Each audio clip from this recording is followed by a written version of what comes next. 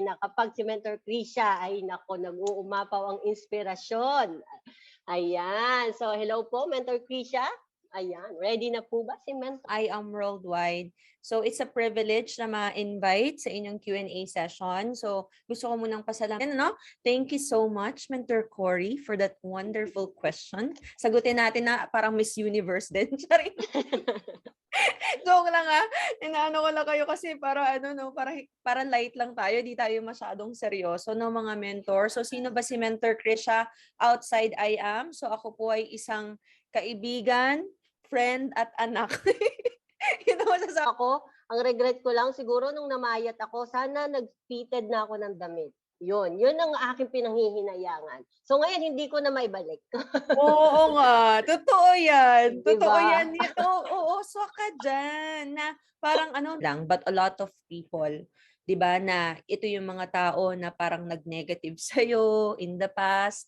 Ito yung mga tao no na na-challenge ka talaga no because of their difficult personalities.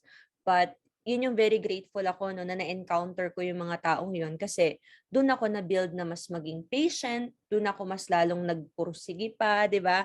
Doon ako mas lalo talaga na nag-push pa talaga sa buhay and sa goals natin. And kung meron mang isang tao na talagang napakalaki ng naging influence na talaga sa life ko, kasi for me, alam mo yon napakalaking influence in the sense na doon ko talaga mas nakilala si Lord, doon talaga mas lumalim talaga yung relationship ko sa Kanya. It's none other than Press AM. Na parang, alam mo yon parang doon ko mas na-live out yung purpose ko. Ayan, napakaganda niyan. Okay, who aspire to be a top performer. 'Di ba? Actually, kung gusto mo na ma-shortcut, napakagasgas niyang pakinggan, 'di ba? Pero kung gusto mo talagang mapunta sa top the soonest time possible, pinaka ina-advise ko lagi number one is yes, mentor ka talaga. 'Di ba? Yes, mentor. Kasi marami ka talagang hindi alam, kumbaga may mga skills ka pa na kailangan ma-build, 'di ba? Hindi lang yung as a new distributor kundi leadership skills. Kumbaga para mas mapabilis ka no na maging top performer, kailangan marunong ka po talaga makinig sa mentor mo. Having a yes mentor is your shortcut to success. Kasi bago mo pa dadaanan, 'di ba, nadaanan na ng mentor mo, bago mo pa na experience na niya. Kaya kung meron man best na makakapagturo sa no, how to achieve, 'di ba, pagiging top performer, yun ay yung mentor mo. Kaya mapapansin mo yan sa mga mabilis na mag-achieve kasi sila rin yung ano mabilis makinig. Sila yung mga talagang nagsasubmit. Ayun. So yun, actually ang pagiging yes mentor, 100% sa actions or 100% sa gawa. Okay, meron kasing tinatawag na CACNI. Ano ibig sabihin nun? Di ba merong acne? Alam ko na yan. Merong CACNI, CAKNY. Camouflage acne yung tawag doon. Di ba? Nag-oo, pero hindi naman pala ginawa. Kung kausap, di ba? Kumaga, tinuturing mo sila hindi na lang as your business partners but even family. And of course, andyan din ang aking mentor, di ba si Mentor Kath. Kumbaga kung hindi dahil sa kanya, no, wala ding Stormbreaker. Actually, wala rin ang Warriors at wala rin ang Stormbreaker kung hindi dahil sa taong yan. Ay, so, we were really challenged kasi 'di ba, every time kakausap ka ng tao kailangan i-paint mo sa kanila yung vision, 'di ba? Kasi wala pa kami mga ambassadors before, hindi pa talaga gano'n kaayos yung sistema, 'di ba? And at the same time, yung mga produkto na meron tayo ngayon, hindi pa ito yon. Pero very grateful ako sa mga taong 'yan sa laging paulit-ulit na pag-i-instill ng vision sa amin. Kaya kapag nag-share ng vision sila Press, sila VP, sila GM, kinikilab. Isa sa mga blessing na na-achieve natin last year kasi um, share ko lang pangarap ko talaga na makatira sa isang overlooking na lugar, 'di ba? Or overlooking isang place na overlooking. Ewan ko, grateful ako kay Mentor Jessa kasi kung di dahil kay Mentor Jessa, wala din ako dito sa I Am Worldwide. As a matter of fact, hindi na ako makakapag-share sa harap ninyo ngayon, kundi dahil sa buhay ng taong to. Actually, lahat tayo very grateful sa kanya kasi walang warriors, wala ring reborn, di ba? Kung hindi dahil sa kanya. Ayan, nilagay ko na talaga yan sa goal board ko.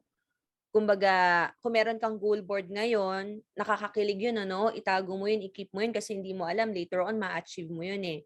Pero alam mo yun, andyan, parang yung, kahit nasa goal board ko siya, andyan yung parang, talaga nga bang mangyayari to sa akin? Talaga nga bang ma-achieve ko to? Di ba may mga ganong doubts naman tayo na pumapasok minsan, kapag meron tayong ginugol. Pero andyan pa rin yung pagpupush natin, di ba? Yung paniniwala natin. As a matter of fact, talagang, since sa goal board ko yan, ina-attract ko talaga yan, paparating yung Z4 na red.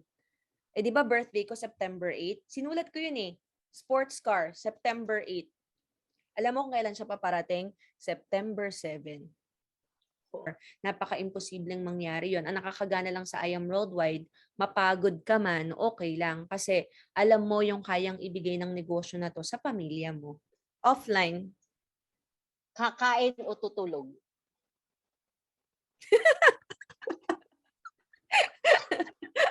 Kain. Di ba? Lalo na kapag masarap yung pagkain. Yes, tama. Tapos nakatutulog. Bag or shoes? Bag. Skill set or mindset? Mindset. Eto, Jungkook, Taeyong. Jungkook! Ay, hindi ko kalaban si Mentor Krisha. Taeyong ako. Pero bias record ko si Taeyong. Yes. O, sa mga Kami hindi na po nakaka-relate ni nakakaalam. Mentor Cory dito. Sa mga hindi po nakakaalam, army po yan. Ang ibig po sabihin, mga adik sa BTS. Ayan. Fast learner or a good follower? Good follower. Kakanta o sasayaw? Both. Charing! Kakanta. Papaunla ka tayo ni Mentor Krisha. Niloloko lang kayo. Niloloko lang kayo. Walang choice. Free car or free travel? Free car. Last question, hashtag ng buhay ni Mentor Krisha ngayon. Hashtag God made. Yun yung talagang lagi kong pinapasok sa mind ko, God made. Hindi ibig sabihin na nandito ka na sa I Am Worldwide or hindi ibig sabihin na, alam mo yun, na meron kang goal is hindi ka na talaga mahihirapan. Actually, sa negosyo natin, yan yung mga bagay na dapat ini-expect mo din. Hindi lang dapat vision yung meron ka, pero andyan din yung expectations mo na may mga challenges. Kasi para sa mga hindi handa, pag naka-experience ng challenge, nagki-quit sila. Tama? Pero pag ikaw, yung sarili mo, handa, ini-expect mo na everyday may mga challenges talaga. Kumaga, iba kasi yung level ng challenge na nagsisimula, iba yung level ng challenge ng mga nagbi-build, di ba? Iba yung challenge nung meron ka ng malaking team. Hindi talaga siya nawawala. But if you know the reason kung bakit mo siya ginagawa, hindi ka talaga mawawala dito sa negosyo natin. Speed of the leader is the speed of the team.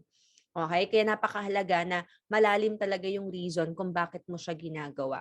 So, yun. Kasi for me, ang skills, madali na lang yan eh. Sa totoo lang.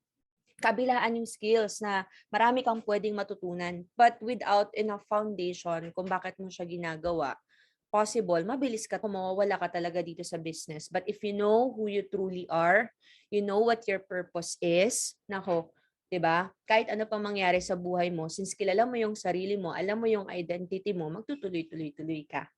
So, ayun lang.